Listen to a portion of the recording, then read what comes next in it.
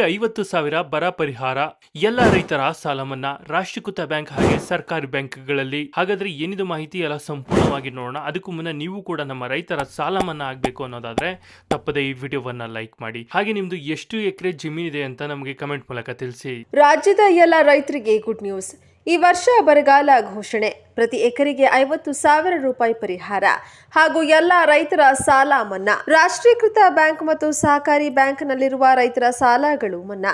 ಈ ವರ್ಷ ಮುಂಗಾರು ಅವಧಿಯಲ್ಲಿ ಕಡಿಮೆ ಮಳೆಯಾಗಿ ಉತ್ತರ ಕರ್ನಾಟಕ ಹಾಗೂ ಮಧ್ಯ ಕರ್ನಾಟಕ ಸೇರಿದಂತೆ ರಾಜ್ಯದ ಹಲವು ಭಾಗಗಳಲ್ಲಿ ಅತ್ಯಂತ ಕಡಿಮೆ ಪ್ರಮಾಣದಲ್ಲಿ ಮಳೆಯಾಗಿರುವ ಬೆನ್ನಲ್ಲಿಯೇ ಈ ವರ್ಷ ಬರಗಾಲ ಘೋಷಿಸುವಂತೆ ಈಗಾಗಲೇ ಅನೇಕ ರೈತ ಮುಖಂಡರು ಸರ್ಕಾರಕ್ಕೆ ಮನವಿಯನ್ನ ಮಾಡಿದ್ದಾರೆ.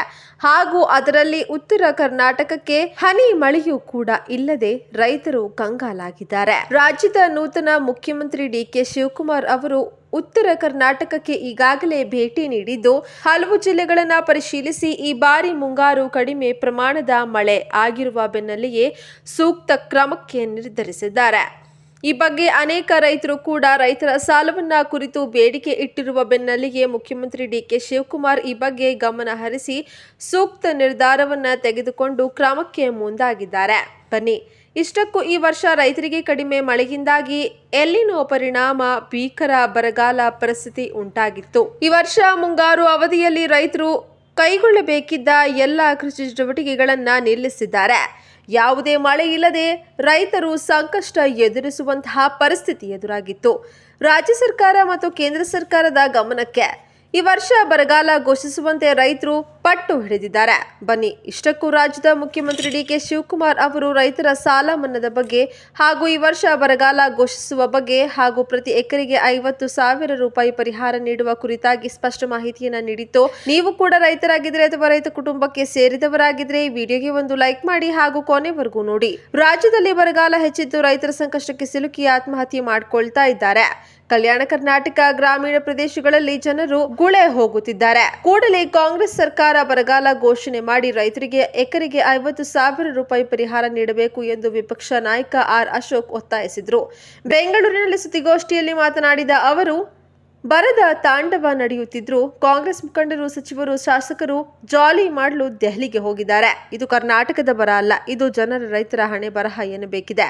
ಬಿಜೆಪಿ ಅವಧಿಯಲ್ಲಿ ಬರಗಾಲ ಅಥವಾ ಪ್ರವಾಹದಲ್ಲಿ ಮುಂಚೂಣಿಯಲ್ಲಿದ್ದು ಕೆಲಸ ಮಾಡಿದೆವು ಹಾಗೂ ದುಪ್ಪಟ್ಟು ಪರಿಹಾರ ನೀಡಲಾಗಿತ್ತು. ಆದರೆ ಸಿಎಂ ಡಿಕೆ ಶಿವಕುಮಾರ್ ಬೆಳೆಯನ್ನ ಬೆಳೆಯಬಾರದು ಎಂದು ಕರೆ ನೀಡುತ್ತಾರೆ. ಹಾಗಾದ್ರೆ ರೈತರು ಏನನ್ನ ಮಾಡಬೇಕು ಎಂದು ಅವರೇ ಹೇಳಬೇಕು.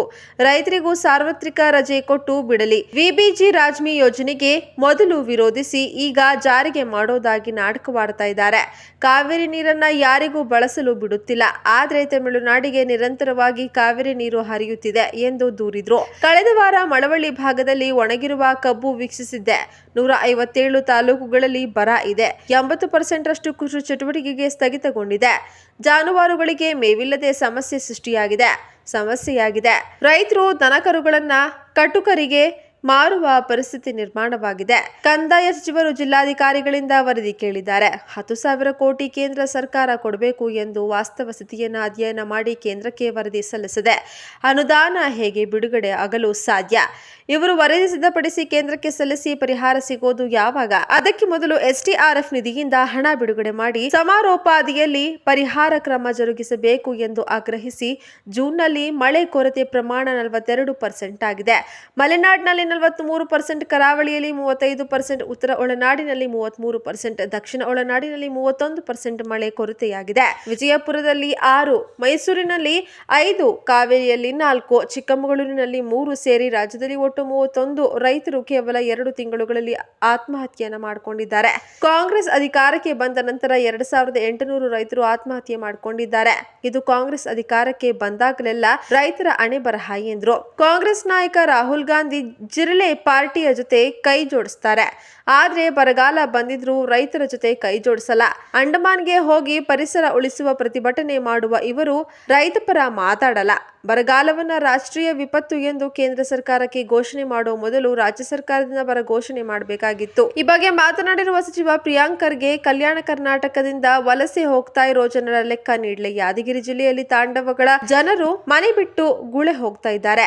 ಈ ಬಗ್ಗೆ ಯಾರಿಗೂ ಕಾಳಜಿ ಇಲ್ಲ ಎಂದು ಆಕ್ರೋಶವನ್ನು ವ್ಯಕ್ತಪಡಿಸಿದ್ರು. ಸರ್ಕಾರದ ಖಜಾನೆ ಖಾನೆ ಖಾಲಿಯಾಗಿರೋದ್ರಿಂದ ಇವರು ಹಣ ಬಿಡುಗಡೆ ಮಾಡಲು ಸಾಧ್ಯವಾಗ್ತಾ ಇಲ್ಲ. ಜಲಾಶಯ ಕೆರೆಗಳು ಕೂಡ ಖಾಲಿಯಾಗಿವೆ.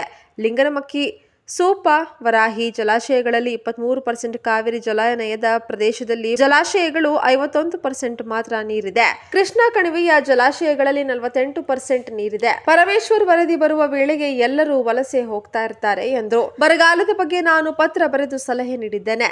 ಸರ್ಕಾರ ಕೂಡಲೇ ಬರಗಾಲ ಘೋಷಣೆ ಮಾಡಲಿ. ಪ್ರತಿ ತಾಲೂಕಿಗೆ 20 ಕೋಟಿ ರೂಪಾಯಿ ಬಿಡುಗಡೆ ಮಾಡಬೇಕು. ಈಗಾಗಲೇ ತಾಲೂಕಿಗೆ ತಲಾ 1 ಕೋಟಿ ರೂಪಾಯಿ ಘೋಷಣೆ ಮಾಡಿದ್ರೂ ಆ ಹಣ ಇನ್ನೂ ಬಂದಿಲ್ಲ. ಇಷ್ಟು ಕಡಿಮೆ ಹಣದಿಂದ ಬೋರ್ವೆಲ್ ಪುನಶ್ಚೇತನ ಮಾಡಲು ಕೂಡ ಸಾಧ್ಯವಿಲ್ಲ.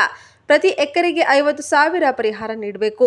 ಯಾವುದೇ ರಾಜ್ಯಗಳಿಗೆ ನೀರು ಹರಿಸಬಾರದು. ಇಲ್ಲಿನ ಮೇವನ್ನ ಬೇರೆ ರಾಜ್ಯಕ್ಕೆ ಮಾರಾಟ ಮಾಡುವ ಜಾಲ ಹುಟ್ಟಿಕೊಂಡಿತ್ತು. ಅದನ್ನ ತಡೆಗಟ್ಟಬೇಕು. ಮಾತು ಕೊಟ್ಟಂತೆ ಮುಖ್ಯಮಂತ್ರಿಗಳು ಸಾಲ ಮನ್ನಾ ಮಾಡಬೇಕು ಎಂದು ಆಗ್ರಹಿಸಿದ್ರು. ಬರ ಘೋಷಣೆ ಮಾಡಿದ ಕೂಡಲೇ NDRF ಅಡಿಯಲ್ಲಿ ಕಾಮಗಾರಿ ಮಾಡಬಹುದು. ಜೊತೆಗೆ ಅನುದಾನ ಕೂಡ ದೊರೆಯುತ್ತೆ. ಕೇಂದ್ರದಿಂದ ನಿಯೋಗ ಕಳುಹಿಸಿ ವರದಿ ರೂಪಿಸಿ ಅನುದಾನಕ್ಕೆ ಶಿಫಾರಸು ಮಾಡಲಾಗುತ್ತೆ. ಆದ್ರೆ ಬರ ಘೋಷಣೆ ಮಾಡಿದ್ರೆ ಅನುದಾನ ನೀಡಬೇಕಾಗುತ್ತೆ ಎಂಬ ಆತಂಕ ಕಾಂಗ್ರೆಸ್ ಸರ್ಕಾರಕ್ಕಿದೆ. ಆದ್ದರಿಂದ ದೆಹಲಿಗೆ ಹೋಗಿದ್ದಾರೆ ಎಂದು ಶಿವಾಜಿನಗರದಲ್ಲಿ ಒತ್ತುವರಿ ತೆರವು ಮಾಡಲು ಹೋದ ಅಧಿಕಾರಿಗಳು ಮುಖಕ್ಕೆ ಪೇಪರ್ ಸ್ಪ್ರೇ ಹಾಕಲಾಗಿದೆ. ಕಾನೂನು ಸುವ್ಯವಸ್ಥೆ ಈಗ ಈ ಮಟ್ಟಿಗೆ ಹಾಳಾಗಿದೆ. ಅವರ ವಿರುದ್ಧ ಗೂಂಡಾ ಕಾಯ್ದೆ ಜಾರಿ ಮಾಡೋದಾಗಿ ಹೇಳಿದ್ರು. ಅದು ಸಾಧ್ಯವಾಗೋದಿಲ್ಲ ಎಂದ್ರು. ಕೇಂದ್ರ ಸರ್ಕಾರದ ವಿರುದ್ಧ ರಾಜಕೀಯ ಪ್ರತಿಭಟನೆ ನಡೆಯುತ್ತಿದೆ. ನೀಟ್ನೆಪ್ಪಲ್ಲಿ ಕಾಂಗ್ರೆಸ್ ಹಾಗೂ ಆಮ್ ಆದ್ಮಿ ಪಕ್ಷ ಹೋರಾಟ ಮಾಡಿ ವಿದ್ಯಾರ್ಥಿಗಳ ಬಗ್ಗೆ ಹುಸಿ ಕಾಳಜಿ ತೋರ್ತಾ ಇದೆ. ಬೆಂಗಳೂರಿನಲ್ಲಿ 11 ವಿದ್ಯಾರ್ಥಿಗಳು ಸತ್ತಾಗ ಈ ಕಾಳಜಿ ಇರಲಿಲ್ಲ. 11 ಯುವ ಜನರ ಸಾವಿಗೆ ಯಾರು ಕಾರಣರಲ್ಲ ಎಂದು ವರದಿ ಬಂದಿದೆ. ಹುಬ್ಬಳ್ಳಿಯಲ್ಲೂ ವಿದ್ಯಾರ್ಥಿಗಳ ಮೇಲೆ ದೌರ್ಜನ್ಯ ಮಾಡಲಾಗಿತ್ತು. ಈಗ ವಿದ್ಯಾರ್ಥಿಗಳ ಬಗ್ಗೆ ರಾಹುಲ್ ಗಾಂಧಿ ಕಾಳಜಿ ತೋರಲಿಲ್ಲ. ಈಗ ಪ್ರಧಾನಿ ಕೇಂದ್ರ ಮೋದಿ ಬಗ್ಗೆ ಟೀಕೆ ಮಾಡೋ ಯಾವುದೇ ಯೋಗ್ಯತೆ ಕಾಂಗ್ರೆಸ್ಗಿಲ್ಲ. ಪ್ರಧಾನಿ ನಿವಾಸದ ಮುಂದೆ ಪ್ರತಿಭಟನೆ ಮಾಡುವುದು ಒಳ್ಳೆಯದಲ್ಲ, ಒಳ್ಳೆಯ ಸಂಪ್ರದಾಯವಲ್ಲ. ಮೋದಿ ಸರ್ಕಾರ ಅಧಿಕಾರದಲ್ಲಿ MBBS ಸೀಟುಗಳನ್ನು 51,000ದಿಂದ 1.36 ಲಕ್ಷಕ್ಕೆ, PG ಸೀಟ್ಗಳನ್ನು 31ರಿಂದ 1.17 ಲಕ್ಷಕ್ಕೆ ಹೆಚ್ಚಿಸಲಾಗಿದೆ ಎಂದು ಅಮೆರಿಕ ದಹನದಲ್ಲಿ ಜಿರಳೆ ಪಾರ್ಟಿ ಪ್ರಾರಂಭಿಸಿ ಕೇಂದ್ರ ಸರ್ಕಾರದ ವಿರುದ್ಧ ಷಡ್ಯಂತ್ರ ಮಾಡಲಾಗಿದೆ. ಲೋಕಸಭೆಯಲ್ಲಿ ಮಾತನಾಡಬೇಕಾಗಿದ್ದ ರಾಹುಲ್ ಗಾಂಧಿ ಬೀದಿಗೆ ಹೋಗಿ ನಾಟಕ ಮಾಡ್ತಾ ಇದ್ದಾರೆ. ರಾಜ್ಯದಲ್ಲಿ KPSC ನಡೆಯುತ್ತಿರುವ ಅಕ್ರಮದ ವಿರುದ್ಧ ನಾನು ವಿಧಾನಸಭೆಯಲ್ಲಿ ಮಾತನಾಡಿದರೂ ಕ್ರಮ ಕೈಗೊಳ್ಳಲಿಲ್ಲ ಎಂದರು. ಜಕ್ಕೂರು ವಿಮಾನಯಾನ ತರಬೇತಿ ಸಂಸ್ಥೆ ಉಳಿಸಿದ್ದೇವೆ. ಜಕ್ಕೂರಿನಲ್ಲಿ ವಾಯುಪಡೆ ತರಬೇತಿ ಕೇಂದ್ರದ ಜಾಗ ಕಬಳಿಸಿ ಕಾಂಪ್ಲೆಕ್ಸ್ ಕಟ್ಟೋ ಯೋಜನೆಯನ್ನ ವಿರೋಧಿಸಿ ವಿಧಾನಸಭೆಯಲ್ಲಿ ಮಾತನಾಡಿದ್ದೆ. ನಮ್ಮ ಹೋರಾಟಕ್ಕೆ ಫಲ ಸಿಕ್ಕಿದ್ದು ಈಗ ಮತ್ತೆ ಅಲ್ಲಿ ವಿಮಾನ ತರಬೇತಿ ಆರಂಭವಾಗಿದೆ. ಇದು ಖುಷಿಯ ವಿಚಾರ ಎಂದರು. ನೋಡಿದ್ರಲ್ಲ ಸ್ನೇಹಿತರೆ, ಈ ಬಗ್ಗೆ ನೀವೇನು ಹೇಳ್ತೀರಾ? ನಿಮ್ಮ ಅನಿಸಿಕೆ ಅಭಿಪ್ರಾಯಗಳನ್ನು ನಮಗೆ ಕಮೆಂಟ್ ಮೂಲಕ ತಿಳಿಸಿ. ಹಾಗೆ ಈ ವಿಡಿಯೋವನ್ನು ಯಾರೆಲ್ಲ ಬ್ಯಾಂಕ್ಗಳಲ್ಲಿ ಸಾಲವನ್ನು ತಗೊಂಡಿದ್ದಾರೆ ಅಂಥ ರೈತರಿಗೆ ತಪ್ಪದೆ ಈ ವಿಡಿಯೋವನ್ನು ಶೇರ್ ಮಾಡಿ. ಅವ್ರಿಗೆ ಈ ವಿಡಿಯೋ ತುಂಬಾ ಹೆಲ್ಪ್ ಆಗುತ್ತೆ.